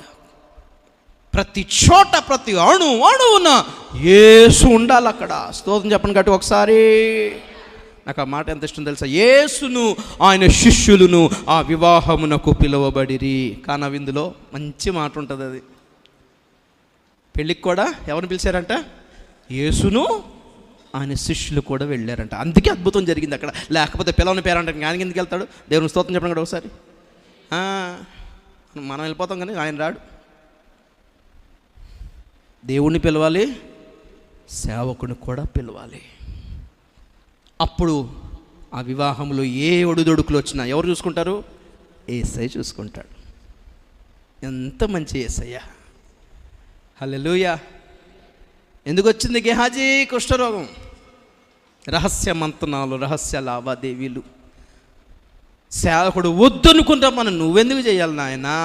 ఎవరో వదిలేసుకున్న కుష్ఠరోగం నువ్వెందుకు పట్టుకోవాలి నాయన? ఎవరో వదిలేసిందా? మనమే. సేవకుడు ఏది వదిలేసి వచ్చాడో అదే సంపాదించుకొని ఏం సాక్ష్యం సంపాదిస్తాం చెప్పండి ఒకసారి. ఈ గెహాజీ కంటే నయమాన్ ఇంట్లో పనిచేసే చిన్న పాపను చూసారా, ఆమె చాలా బెటర్. నయ్యా పైసా ఆశించకుండా ఏం చెప్పింది? మంచి సువార్త చేసింది. అయ్యా మా ఊరికి వెళ్తే మా పాస్టర్ గారు ప్రార్థన చేస్తాడని చెప్పింది. దేవునికి స్తోత్రం చెప్పండి గట్టిగా ఒకసారి, గట్టిగా హల్లెలూయా. నయమాను బెటర్ అండి. అయ్యా ఈ దేశపు మట్టి తీసుకెళ్తాను మా ఊరికి, ఎందుకంటే మీ దేవుడు గొప్పడని అర్థమైపోయింది. మరి మా ఊరు సిరియా దేశం వెళ్ళిన తర్వాత మా రాజుగారితో గుళ్ళకి వెళ్ళి దండం పెట్టుకోవాలన్నప్పుడు ఆ దేవుడికి దండం పెట్టే మనసు నాకు లేదు, కాబట్టి ఈ దేశపు మట్టి తీసుకెళ్తే నాకు మీ దేవుడే గుర్తుండేలాగా అని దండం పెట్టుకుంటాను, తీసుకెళ్ళొచ్చా అని అడిగితే తీసుకెళ్ళు బాబు అన్నాడు. వావ్! ఆ నయమాను దాసుడు బెటర్ అండి. నయమానికి కోపం వచ్చి గర్వంతో విర్రవీగి నేను వెళ్ళి మునగడం ఏంటండి? నేను ఈ నదులు, మాకు నదులు లేవా? గంగ లేదా? గోదావరి లేదా? యమున లేదా? కృష్ణ పుష్కరాలు లేవా? గోదావరి పుష్కరాలు లేవా? మేము మునగపోదుమా అంటే దాసుడు అంటాడు, అయ్యా ఆ పెద్ద మనిషి ఏమడిగాడు నిన్ను? సప్త సముద్రాలు దాటి సప్త పర్వతాలు ఎక్కి అదో గుహలో ఒక బంగారపు వజ్రం ఉంటుంది, దాన్ని ముట్టుకుంటే నీకు స్వస్థత కలుగును అని వీర పరాక్రమ కార్యలేదని చేయమంటే చేయకపోదు అంటే చేస్తాం కదా. ఏమడిగాడు? అంతేం అడగలేదు. బాప్తిజం తీసుకోమన్నాడు. అది మాత్రం చేయలేవంటే చేయొచ్చు. అయితే చిన్న దాసుడు చెప్పిన మాటలు లోబడ్డాడు. స్తోత్రం చెప్పండి ఒకసారి గట్టిగా హల్లెలూయా. లోబడండి. చిన్నోడు చెప్పినా లోబడండి. హల్లెలూయా. మంచి మాట చెప్తే లోబడాలి బ్రదర్ సిస్టర్. అది మీకు సూట్ అవ్వకపోయినా మేమేంటి, మా మతం ఏంటి, మా కులం ఏంటి అనొద్దు, అక్కడ లోబడిపోవాలంతే. పసి పిల్లల శరీరం వంటి శరీరం వచ్చేసిందంటండి. దేవునికి స్తోత్రం చెప్పండి కూడా ఒకసారి. ఏం శరీరము? జాన్సన్స్ బేబీ పౌడర్ రాసుకోవాలని అర్థం, అంతే. ఇక హల్లెలూయా. లేకపోతే అంత పెద్ద మనిషికి ఆ స్కిన్ రావడం ఏంటి? నువ్వు లోబడితే పసిపిల్లల మనసు దేవుడిస్తాడు నీకు. గట్టిగా హల్లెలూయా. నిర్మలమైన మనస్సు, దీనత్వం కలిగిన మనస్సు, తగ్గించుకునే మనస్సు, లోబడే మనస్సు. పిల్లల మనసు అంతే కదా, కూర్చోమంటే కూర్చుంటారు, నిలబడతారు, రమ్మంటే వస్తారు, వెళ్ళిపోమంటే వెళ్ళిపోతారు. కోపం పెట్టుకోరు, పగ పెట్టుకోరు, ద్వేషం పెట్టుకోరు, గర్వించరు, అసూయ పడరు. ఇప్పుడు తిట్టినా ఇప్పుడు పిలిచినా వచ్చేస్తారు వాళ్ళు. మంచి మనసు పిల్లలది. హల్లెలూయా. స్కిన్ అంత పసిపిల్లల లాంటి శరీరం వచ్చేసిందంట నయమానికి. పసిపిల్లల శరీరం ఏంటి, మనసు కూడా అలాంటిదే వచ్చేసింది. కొంచెం ఓపిక పట్టకపోతే గెహాజీ సైన్యం అంతా ఎంతమంది అసిస్టెంట్లు ఉన్నారో కుటుంబానికి కుష్ఠరోగం తెచ్చుకున్నాడు. రహస్య మంత్రాలు చేయడం వల్ల. వద్దు, కుటుంబం శాపం తెచ్చేసుకుంటుంది బ్రదర్ సిస్టర్. అటువంటి పరిస్థితుల్లో మీరు కనుక నేను కనుక ఉంటే శుద్ధీకరించుకొందుముగాక. హల్లెలూయా.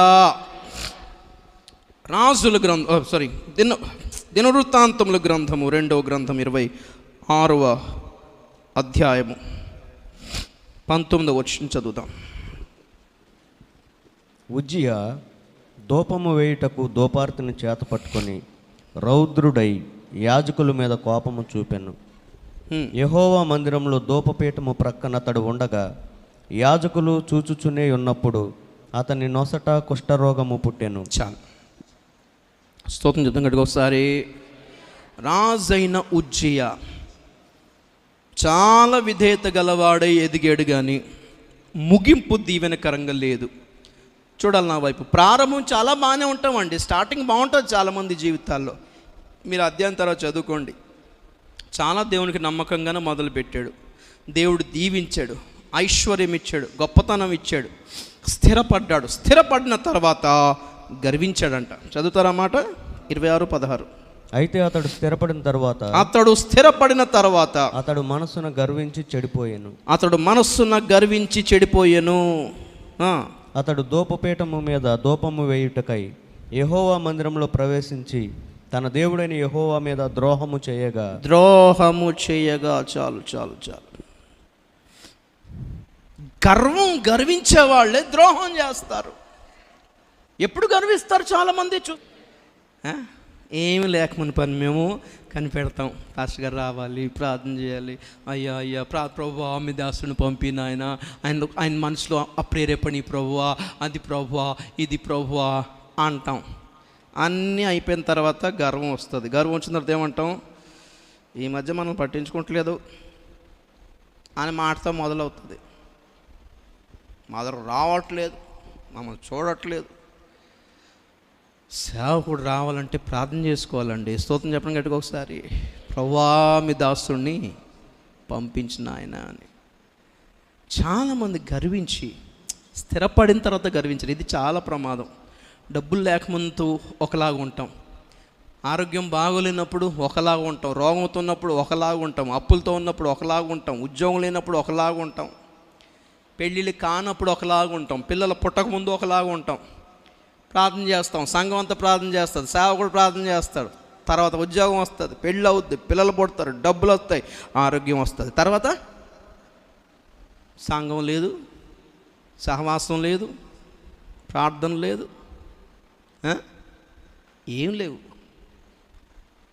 అరే రావట్లేదు ఏంటి? అయ్యగారు ఏంటి ఫోన్ చేసి అడిగితే కొంచెం పనులు ఉన్నామండి, కొంచెం చూస్తున్నాను కదా, చాలా పనులు ఎక్కువైపోయినాయి, బిజీ ఎక్కువైపోయింది. స్థిరపడిన తర్వాత దేవునికి దూరం అయిపోతున్నారా? రాజుగారి పని రాజుగారిది. ఒక మాటలో చెప్పాలంటే రాజుగారు ఎవరు అంటే యాజకుడి కంటే ఎక్కువే. హల్లెలూయా. ఆయన పని చాలా ఉంది. దేశం అంతా చూసుకోవాలి, దేశంలో నీతి న్యాయాలు చూసుకోవాలి, యుద్ధాలు జరిగించాలి, న్యాయ తీర్పు జరిగించాలి, చాలా బాధ్యతలు ఉన్నాయి. అలాగని నువ్వు రాజు కదా అని నీకు అన్నీ చేయ అధికారం ఉంది కదా అని ఇక్కడ కూడా వచ్చేసి స్టేజ్ మీదకి ఎక్కి నడిపించేయకూడదు. చాలామంది తెగించేస్తున్నారు, ఆ విషయంలో సాహసిస్తున్నారు, తెగిస్తున్నారు. మనం చెప్పలేమా, మన వాక్యం చెప్పలేమా, మనం నడిపించలేమో, మనకు ఒక సేవకుడు కావాలా? నాకు ఒరిస్సాలో ఎక్కువ అలాంటోళ్ళు చాలామంది ఎంప్లాయీసే ఉద్యోగాలు చేస్తుంటారు, 4 వచనాలు చెప్పగలరు. విశ్వాసులకి ఆ బాధ్యత దేవుడు ఇచ్చాడు. సువార్త ప్రకటించగలరు, సాక్ష్యం చెప్పగలరు, ప్రార్థన చేయగలరు, చేతనైతే 4 వాక్యాలు కూడా చెప్పవచ్చు. అలాగ 4 వాక్యాలు చెప్పగలుగుతున్నారని పాస్టర్లు అయిపోకూడదు. మాకు అక్కర్లేదు, మనం కూర్చొని మనం నడిపించేసుకుందాం, ఇంట్లో సంఘం మనం నడిపించేసుకుందాం. మాకు ఒరిస్సాలో చాలా ఇలాంటి ఈ ఇంటి హోమ్ చర్చిలు ఎక్కువ. ఒక 4 కుటుంబాలు కలిసి ఒక చర్చ్ అనమాట, ఒక ఇంట్లో. ఆ 4 కుటుంబాల్లో కొంచెం వాక్యం తెలిసినోడు వాళ్ళకి పాస్టర్ అనమాట. వాళ్ళ కానుకలు వాళ్ళే ఎత్తి పట్టుకుంటుంటారు, వాళ్ళే ఉంచుకుంటుంటారు, అంతే. వాళ్ళందరూ డబ్బులు వేసుకొని ఒకసారి ఏమో ఈ కార్పెట్ కొనుక్కున్నారు, బరకాలు కొనుక్కున్నారు. వాళ్ళందరూ గొడవపడి ఒక్కొక్క బరకం మొక్క కోసుకుని వెళ్ళిపోయారు, అందరూ కత్తిరించుకొని. ఇది నాది, ఇది నేను కూడా డబ్బులు ఇచ్చా, కచ్చ కోసుకుని వెళ్ళిపో. వద్దు, సేవకుడిని కలిగి ఉండాలి. సేవకుని పని సేవకుడే చెయ్యాలి. స్తోత్రం చెప్పండి గట్టిగా ఒకసారి, గట్టిగా హల్లెలూయా. ప్రతిష్ఠితులైన యాజకులు చేయాల్సిన పని యాజకులు చేయాలి. అదే అంటారు ఆ యాజకుల పాపం, రాజా నీ పన్ను చూసుకో, మీ పనులు మేమన్నా ముందుకు వచ్చి ఏమైనా జోక్యం చేసుకున్నామా? లేదు కదా, ఎందుకయ్యా ఈ పని? ఎవరా మీరు నన్ను ఆపుకోవడానికి అని దోపం వేయడానికి చేసి ఆపగానే నుదుటి మీద కుష్ఠం వచ్చేసింది.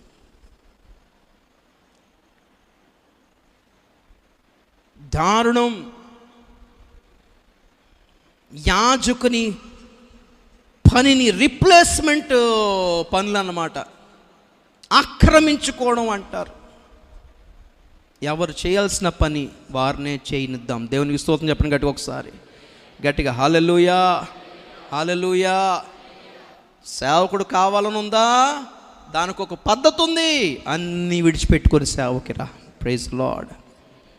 సేవకుడవు, తప్పు లేదు, వాక్యం చెప్పు. ఈ స్థలం ఇక్కడికి రావాలంటే వెనక నుంచి మొదలు పెట్టాలి. ఎక్కడి నుంచి మొదలు పెట్టాలి? వెనక నుంచి మొదలు పెట్టాలి. వెనక నుంచి మళ్ళీ మధ్యలో నుంచి ముందు నుంచి ఇక్కడ నిలబడాలి. సాక్ష్యం చెప్పడానికి నిలబడాలి, ప్రార్థన చేయడానికి నిలబడాలి, పాటలు పాడడానికి నిలబడాలి. ఆ తర్వాత ఒక రోజున సేవకుడు అవుతావు. దేవునికి స్తోత్రం చెప్తాం గట్టిగా హల్లెలూయా. సరే చూసారు, ప్రతి అంశం ప్రతి విషయంలో కూడా మనకి ఎవరు కనపడతారంటే దైవజనులకు వ్యతిరేకంగా ఉన్న వారందరి జీవితాల్లో కుష్ఠరోగం వచ్చింది, మనస్సాక్షి దెబ్బతిన్నది, పశ్చాత్తాపడడానికి ఆస్కారం లేదు. ఎందుకు అనంటే పశ్చాత్తాపముతో కూడిన గద్దింపుతో కూడిన వర్తమానం చెప్పగా వారి హృదయాలు గృత్సబడవు, గట్టిపడిపోయినాయి. అవి వాళ్ళు ఏడవరు, వాళ్ళు ఒప్పుకోరు, వాళ్ళు పశ్చాత్తాపడరు, వాళ్ళు దేవుని సన్నిధిలో అంగలార్చరు. ప్రియులారా, అలాగే అంగలార్చి పశ్చాత్తాపడి గుండెలు బాదుకొని ఏడవగలిగితే శుద్ధులైపోయినట్టే. దేవునికి స్తోత్రం కలుగును గాక. 2వ సమూయేలు గ్రంథం 3వ అధ్యాయం 29వ వచనం చదువుతాం. 2వ సమూయేలు గ్రంథం 3:29 ముగిస్తా, ఇంకా 2 ఉన్నాయి. ఈ దోషము యోవాబు మీదను అతని తండ్రికి పుట్టిన వారందరి మీదను మోపబడును గాక. యోవాబు ఇంటివారిలో స్రావము గలవాడైనను, కుష్ఠురోగి అయినను, కర్ర పట్టుకొని నడుచువాడైనను, ఖడ్గము చేత కూలువాడైనను, ఆహారము లేనివాడైనను ఉండకపోడుగాక అనెను. చాలు. ఎవరు యోవాబు? దావీదు యొక్క సైన్యాధిపతి. నా వైపు చూడండి, దేవునికి స్తోత్రం చెప్పండి ఒకసారి. అలాగే మొదటి రాజులు 2:5 కూడా చదవండి, కనెక్షన్ తెలిసిపోద్ది మీకు. దావీదు యొక్క సైన్యాధిపతి. అయితే సెరూయా కుమారుడైన యోవాబు నాకు చేసిన దానిని ఇశ్రాయేలు సేనాధిపతులకు నేరు కుమారుడైన అబ్నేరు, ఏతేరు కుమారుడైన అమాసాయాను వారిద్దరికీ అతడు చేసిన దాన్ని నీ వెరుగుదువు. అతడు వారిని చంపి యుద్ధ సమయమందైనట్లుగా సమాధాన కాలమందు రక్తము చిందించి దానిని తన నడికట్టు మీదను తన పాదరక్షల మీదను పడజేశాను. చాలు. యోవాబు సమాధాన కాలములో ఒక నిర్దోషిని చంపేస్తాడు, అబ్నేరుని చంపేస్తాడు. తన తమ్ముడిని చంపాడనే నెపంతో కోపంతో అబ్నేర్ని యోవాబు చంపేస్తాడు. అది కూడా ఎప్పుడు అంటే ఏ గొడవ లేకముందే, ఏ గొడవ లేదు. వెతికి యోవాబు వెళ్ళిపోయి ఎక్కడో చూస్తాడు అబ్నేర్ని. చూసి నీకు ఒక సీక్రెట్ చెప్పాలి, చెవులో గట్టిగా చెప్పలేను, నువ్వు దగ్గరికి రా అంటాడు. అవునా అన్న, వస్తున్నానన్నా. ఇంత నమ్మకంతో వచ్చాడు తెలుసా. అన్న వస్తున్నానన్నా అనేసరికి అలా రాగానే పొడి చేశాడట. అందుకే దావీదు భయపడిపోతాడు. ప్రభువా, అయ్యో ఈ నేరం ఈ దోషం నా మీద నా పిల్లల మీద ఉండొద్దు ప్రభువా, నీకు దండం పెడతాను, నేను నిర్దోషిని, నా పిల్లలు నిర్దోషి. అంతగా పగ తీర్చుకునే ఆత్మ, స్పిరిట్ ఆఫ్ వెంజన్స్ అంటారు యోవాబు. అది కూడా దావీదుకు తెలియకుండా, దావీదును అడగకుండా, దావీదు పరామర్శ తీసుకోకుండా, దావీదు అబ్నేర్ని కాపాడుతానని మాట ఇచ్చాడంట పాపం అబ్నేరు తోటి. నీకేం హాని చేయను, మంచిగా ఉండు. ఎందుకంటే అబ్నేరు రాజైన సౌలు యొక్క సైన్యాధిపతి. సౌలు చచ్చిపోయిన తర్వాత అబ్నేరు పాపం దావీదుని కలుసుకుంటాడు. అయ్యా మీతో ఉంటానయ్యా, మీకోసం పనిచేసి పెడతానంటే మంచిదన్నాడు దావీదు. ఎందుకంటే సౌలు సంబంధంగా ఉన్న వాళ్ళందరినీ దావీదు చంపేశాడు. అబ్నేరు పరిగెత్తుకొచ్చి, అయ్యా మీ కాలు దండం పెడతానయ్యా, నన్ను ఏం చేయకండి అయ్యా, మీరేం చెప్తే చేస్తానయ్యా అంటాడు. సరే, అప్పుడు దావీదు అంటాడు, సరే నేను చంపను, నేను జాగ్రత్తగా ఉండు అంటాడు. కానీ అనుకోని సందర్భములో యోవాబు తమ్ముడు వెళ్ళి అబ్నేర్ని చంపడానికి వెళ్తున్నప్పుడు అబ్నేర్ అంటాడు, అన్న నువ్వెందుకు నన్ను వెంట పడుతున్నావు, ఆగు నువ్వు. ఆషాహేల్ అనే పేరు వ్యక్తి గలవాడు అన్నమాట యోవాబు తమ్ముడు. చాలా వేగంగా జింక పరిగెడతాడట పాపం. అదేదో యుద్ధంలో పాపం అబ్నేరు పరిగెడుతున్నాడు, వాని వెనకాల యోవాబు తమ్ముడు పరిగెడుతున్నాడు. ఇక పరిగెత్తలేక అబ్నేరు ఏమంటాడంటే, అక్కడే ఆగు, నిన్నేం చేశాను, నువ్వు నన్నెందుకు చంపుతావు అయ్యా అంటే అతను ఆగట్లేదు. వెంటనే అబ్నేరు ఏం చేశాడంటే ఈట పట్టుకొని దాన్ని తిరగేసి అతను ఆపడానికి అలా పట్టుకుని ఉంటే ఆడు ఎంత స్పీడ్గా వచ్చాడంటే దీనికి గుచ్చుకుపోయాడు.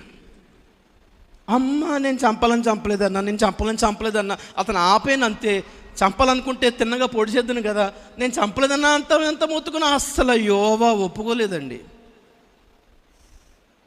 నా తమ్ముడిని చంపావు అని వెతికి ఒకరోజు వెళ్ళి ఎక్కడో ఉంటే దాక్కుని ఉంటే నీకు ఒక చెవులో రహస్యం ఒకటి చెప్పేదను రమ్మనగా అబ్నేర్ రాగానే చంపేస్తాడు. అతని నడికట్టు మీద అతని పాదరక్షల మీద పడిపోతాయి. అందుకే అక్కడ రాజుల గ్రంథంలో దావీదు సొలొమోనుతో అంటాడు, నువ్వు రాజు అయిపోయిన వెంటనే యోవాబును చంపేయాలి, లేకపోతే నిన్ను బతకనివ్వడు. ఏమర్థం అవుతుంది? ఒక నాయకత్వంలో ఒక అతను ఉంటుండగా అడగకుండా చెప్పకుండా ఎలా వెళ్ళి యోవాబు వెళ్ళిపోయి పగ తీర్చుకున్నాడు. దావీదు క్షమించిన వానిని నువ్వెందుకు క్షమించలేకపోతున్నావు? దావీదే సమాధానపరుచుకున్న వానితో నువ్వెలా పోట్లాడుతున్నావు? ఎందుకు సమాధాన కాలమందు ఒక నిర్దోషిని చంపేస్తావు? అతడు చావుకే భయపడి మన దగ్గర ఆశ్రయం పొందినాడు కదా పాపం.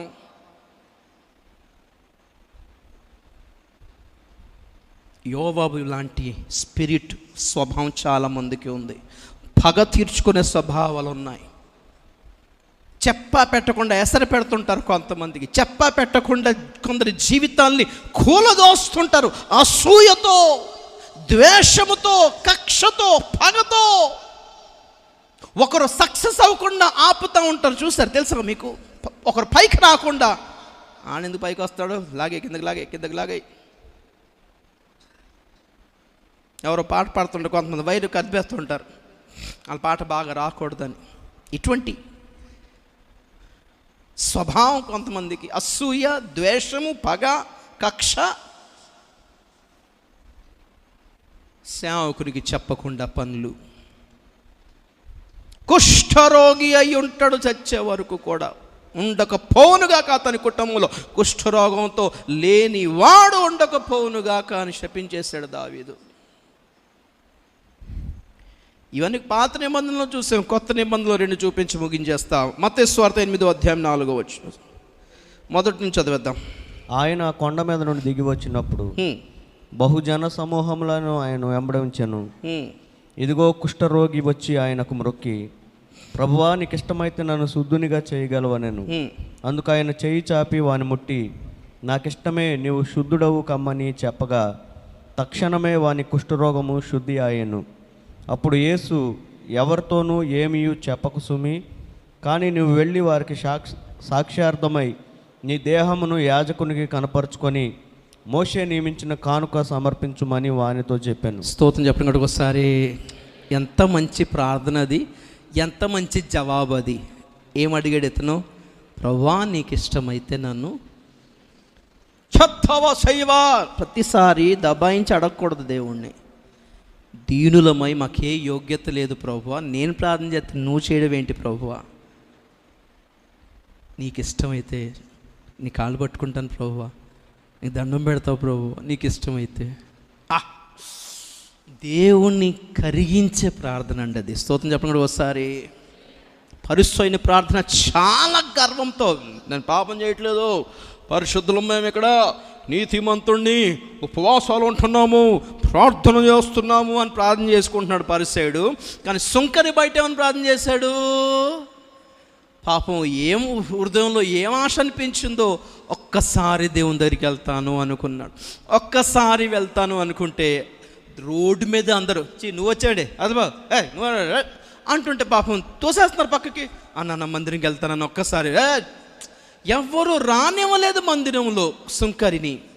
పాపం ఎంత చెడ్డాడో అందరూ చూశారు. అతనికి జీవితంలో ఏ కష్టం అనిపించిందో దేవుణ్ణి క్షమాపణ అడగాలనుకున్నాడు. పాపం ఎవరు సహాయం చేయట్లేదు. ఆ సుంకరిని బయటకు గెంటేస్తే బయట ఉన్న వరండాలో స్తంభాలు వెనకాల చాటును దాక్కొని తల కూడా పైకెత్తడానికి సిగ్గుపడి భయపడి, ప్రభువా నా మొహం నీకు చూపించే పరిస్థితుల్లో లేను ప్రభువా, దేవా పాపినైనా నన్ను కరుణించు. చాలా పాత పాట, మీరు విన్నారో లేదో, బాలసుబ్రహ్మణ్యం పాడిన పాట. దేవా పాపిని నిన్న చాను ప్రేమ చూపిల్చి నన్నాదుకోవయ్యా. Praise the Lord. విన్నారా? నా చిన్నప్పుడు విన్నాను ఆ పాట. మాసలామణి గారు రాస్తే ఇలాగ ఉంటాయి పాటలు, అనుభవాలే రాసేస్తారు. బైబిల్లో ఉన్న కొందరి చరిత్ర, కొందరి జీవితాల అనుభవాలు రాసేస్తారు ఆయన. ఆ సుంకరి ప్రార్థనది ఆ పాట. అలాగా ఈ కుష్ఠరోగి, దేవునికి స్తోత్రం చెప్పండి ఒకసారి. మీకు ఒక విషయం చెప్పనా, బైబిల్లో కొందరు క్షమాపణ పొందటానికి అర్హత లేని వాళ్ళు కూడా క్షమాపణ పొందేశారు. దేన్ని బట్టి? దీన ప్రార్థన బట్టి. దేన్ని బట్టి? హల్లెలూయా. అందులో మొదటిది ఈ కుష్ఠరోగి. కుష్ఠరోగులు చెప్పిన కదా, శాపగ్రస్తులు, దేవుని సన్నిధి నుంచి వెలివేయబడిన వాళ్ళు. అలాంటి అతను వచ్చి కాళ్ళ వేళ పడుతున్నాడు అంటే ఏమన్నాడు ప్రభు? ఏమన్నాడు? నాకు ఇష్టమే. స్తోత్రం చెప్పండి ఒకసారి. దుష్టుడు శిక్షించబడుటను బట్టి దేవుడు సంతోషిస్తాడా, మారుటను బట్టి సంతోషిస్తాడా? చెప్పండి ఒకసారి. దేవునికి ఏమి ఇష్టం? నీవు శుద్ధుడు ఒకటువే నాకు ఇష్టం. స్తోత్రం చెప్పండి ఒకసారి. ప్రభువా, శిక్షించుట ఇష్టమా, విసిరివేయుట ఇష్టమా, త్రోసివేయుట ఇష్టమా? నేను మారి శుద్ధి చేసుకుంటే నీకు ఇష్టమా ప్రభు అంటే, నువ్వు ఏ పాపం చేసినా నువ్వు శుద్ధి కోరుకున్న ఎట్లా శుద్ధీకరించే దేవుడు. మిమ్మల్ని పరిశుద్ధపరచు యెహోవాను నేనే అంటాడు. స్తోత్రం చెప్పండి ఒకసారి గట్టిగా హల్లెలూయా. కుష్ఠరోగి ఒకటి దేవుని దగ్గరికి రాకూడదు. రెండోది పాపాత్మురాలైన స్త్రీ. ఆమె ఎంత వ్యభిచారం చేసి జీవితాన్ని పాడు చేసుకుందో ఎవరు కూడా దగ్గరికి రానివ్వట్లేదు. అలాంటి ఆమెను కూడా ప్రభు ప్రేమించి, ప్రభు క్షమించి, ప్రభు సమాధానం ఇచ్చి పంపించాడంటే అసాధ్యం సుసాధ్యమైందా లేదా ఇక్కడ? మూడోది సుంకరి కూడా. అసలు ఎవరు అలౌ చేయరు అలాంటి వాళ్ళని, కానీ సుంకరిని దేవుడు అంగీకరించాడు. తర్వాత రక్తస్రావం గల స్త్రీ. దేవుని దగ్గరికి రావద్దండి వీళ్ళెవరును, కానీ వీళ్ళు సమీపించి శుద్ధులయ్యారండి, రక్షించబడ్డారు. ఎలా? దీన ప్రార్థన. మీకు ఒక విషయం చెప్తున్నాను. సీక్రెట్ ఆఫ్ ప్రేయర్ ఏంటో తెలుసా? ప్రార్థన రహస్యం ఏంటో తెలుసా? దీన ప్రార్థనే. ప్రతిసారి దబాయించి అడగండి దేవుని గట్టిగా వద్దు. గోజాడండి, కాళ్ళ మీద పడి బోరని ఏడవండి, ఏడ్చి కన్నీళ్ళు కార్చి ఆ బైబిల్ అంతా 4-5 పేజీలు కన్నీళ్ళతో తడిపేసి లేచి వెళ్ళిపోండి. మీరు ప్రార్థన కూడా చేయనక్కర్లేదు. ఆ కన్నీళ్ళు వెళ్ళిపోతాయి దేవుని దగ్గరికి, ఆ మూలుగులు వెళ్ళిపోతాయి దేవుని దగ్గరికి, ఆ నిట్టూరుపులు వెళ్ళిపోతాయి దేవుని దగ్గరికి. ఆ కన్నీళ్ళన్నీ ఆయన తన బుడ్డిలో, ఆయన తన సీసాలో దాచుకుంటాడు తెలుసా? దేవునికి స్తోత్రం చెప్పండి కాబట్టి ఒకసారి దీనంగా ప్రార్థించండి. ఏ పరిస్థితిలో నీవు ఉన్నా, ఏ తప్పు చేస్తానో నీకు అనిపించినా, నేను ధైర్యంగా ఒక మాట చెప్తున్నాను. సేవకులంగా మాకు కోపం వచ్చే లేదు, వేస్ట్, వెళ్ళిపో, గెట్ అవుట్ అని చెప్పినా మీ దగ్గర ఒక ఆప్షన్ ఉంది, దేవుని దగ్గర ఉంది. హల్లెలూయా. దేవుని కాళ్ళు ఒకసారి గట్టిగా పట్టుకోండి. అంటే ఒక్క పూట ప్రార్థన చేస్తే అయిపోతుంది అంటలేదు. మనం చేసిన పనిని బట్టి టైం పట్టొచ్చు. 10 రూపాయలు దొంగతనం చేసినాడు ఒక్కసారి సారి చెప్తే అయిపోద్ది. అది 1,00,000 రూపాయలు దొంగతనం చేసినాడు ఒకసారి సారి చెప్తే అయిపోతుందా? క్షమించేస్తావా? ఏం మాట్లాడలేదేంటి? ఉదాహరణ అర్థం కాలేదా? మన దగ్గర 10 రూపాయలు దొంగతనం చేసినవాడు, అయ్యా సారీ అయ్యా, ఇక్కడ పడి ఉండేది ఎవరిదో అనుకుని తీసానయ్యా అంటే వదిలేస్తామా లేదా? 10 రూపాయలు కాబట్టి. అదే వాడు 1,00,000 రూపాయలు దొంగతనం చేస్తే మన దగ్గర సారీ అయ్యా అంటే వదిలేస్తామా? తిట్టం, అవసరం 2 వేసి మళ్ళా నీ మొహం చూపి గెట్ అవుట్, అమ్మాయి పెళ్లి కోసం పెట్టిన డబ్బులు తీసేస్తావా అని కోప్పడతాం. మనం సొంత కొడుకైనా కోప్పడి గెట్ అవుట్ అంటాం. అలాంటిది వాడు గుమ్మం దగ్గరే ఉండి వానకి తడుస్తూ ఎండకేంటూ అయ్యా సారీ అయ్యా, అయ్యో సారీ అయ్యా, నేను అనుకోకుండా తీస్తానయ్యా, బుద్ధి గడ్డి తిని తీస్తానయ్యా అనుకుంటూ ఒకరోజు చూస్తాం చెయ్యి మొహం చూపిక అంటాం, ఇంకో రోజు చూస్తాం చెచ్చి అంటాం. వాడు అలాగే ఎండిపోయి, వాడు అలాగే మాడిపోయి, వాడు అలాగే వర్షంలో తడిసి ఆ గుమ్మం దగ్గర అలా ఉంటే 3 రోజులు 4 రోజులకి అప్పుడు ఏమనుకుంటామో చెప్పండి? సరే ఇలా రోడ్డా జాగ్రత్త ఈసారి అంటామా లేదా? మనం చేసిన దాన్ని బట్టి ఆధారపడి ఉంటుంది ఎప్పుడు క్షమిస్తాడో దేవుడు. మరి వదలొద్దు, క్షమించే వరకు తప్పకుండా క్షమాపణ పొందుతావు. స్తోత్రం చెప్పండి ఒకసారి గట్టిగా హల్లెలూయా. అంటే క్షమాపణ పొందనివి కూడా ఉన్నాయిలే, తర్వాత సంగతి తర్వాత చెప్తాను. నేను ఎంత చేసినా ఇంకా క్షమాపణ దొరకదులే, ఇంకా కొన్ని ఉన్నాయి, కొన్ని అలాంటివి ఉన్నాయి. Praise the lord.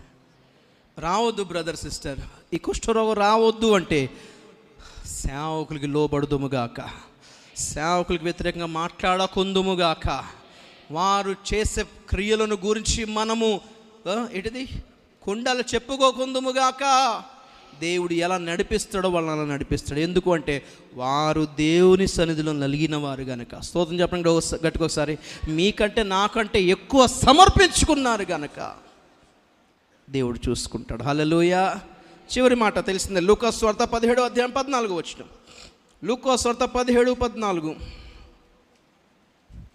ఇక్కడ ఒక విషయం చెప్పడం మర్చిపోయాను, సారీ. ప్రభు ఏమంటాడంటే ఆ కుష్ఠరోగితోటి శుద్ధి అయిన తర్వాత ఏమంటాడు, నువ్వు యాజకునికి కనపరుచుకో. ఎక్కడికి వెళ్ళమంటాడు అంటే, ఎందుకు వచ్చింది రోగం ఈయనకి? చర్చికి వెళ్ళక, స్తోత్రం చెప్పకుండా ఒకసారి కానుకియ్యక, దశంభాగాలు ఇచ్చుకోలేక, తినేసాడో మరేంటో, అలా చెప్తారులే యాజకులు అలాగే చెప్తారులే అనుకున్నాడు ఏంటో. అలా కాదు. ఇప్పుడు చదవండి లూకా 17:14. ఆయన వారిని చూచి, మీరు వెళ్ళి మిమ్మల్ని యాజకులకు కనపరుచుకొనుడని వారితో చెప్పాను. వారు వెళ్ళుచుండగా శుద్ధులైరి. చాలు. నా చూడండి, స్తోత్రం చెప్పండి ఒకసారి. ఇక్కడ కూడా సేమ్ ప్రాబ్లమే. ఈ 10 మంది కుష్ఠరోగులు సమస్య ఏంటి వీళ్ళది? చర్చికి వెళ్ళని భక్తులు వీళ్ళందరూ. ఏం భక్తులు? చర్చికి వెళ్ళలేదు వీళ్ళు, వెళ్ళరు. ప్రభువా మమ్మల్ని శుద్ధి చేయమని, మమ్మల్ని కరుణించి ప్రభు అంటే దేవుడు ఏమన్నాడు? రండి నేను ప్రార్థన చేస్తే స్వస్థత అవుతుంది అన్నాడు. ఏమన్నాడు? అక్కడ మత్తయి సువార్తలో కుష్ఠరోగినేమో పాపం కౌగులించుకొని ముట్టి స్వస్థపరిచాకేమన్నాడు? ఇప్పుడు వెళ్ళు యాజకుడి దగ్గరికి వెళ్ళి. ఇక్కడేమన్నాడు? మీరు నా దగ్గర రావడం కాదు, ఎక్కడికి వెళ్ళాలి? ఫస్ట్ అక్కడికి వెళ్తే బాగుపడతారు అనగానే వాళ్ళు లోబడ్డారు. చూసారా? వెళ్ళుచుండగా శుద్ధులైరి. చెప్పలు కొట్టండి గట్టిగా ఒకసారి. హల్లెలూయా. ఏమవుతుంది చెప్పండి? చెప్పాను కదా, ప్రతిసారి ప్రతీది ప్రార్థన చేస్తే అయిపోతుంది అనుకునేరు. చర్చికి వెళుతూ ఉండాలి. చెప్పండి, ఏం చేస్తూ ఉండాలి? చర్చికి వెళుతూ ఉండండి. వెళుతూ ఉండగా శుద్ధులవుతారు బ్రదర్ సిస్టర్. ప్రార్థనలకి వెళుతూ ఉండండి, దేవుని కూటాలకి వెళుతూ ఉండండి, దేవుడు చెప్పిన మార్గంలో నడుస్తూ ఉండండి. కొన్ని ఏమో వెంటనే ఇప్పుడే యేసునామములో స్వస్థత అంటే ఇప్పుడే అయిపోతాయి, కొన్ని ఎప్పుడవుతాయి?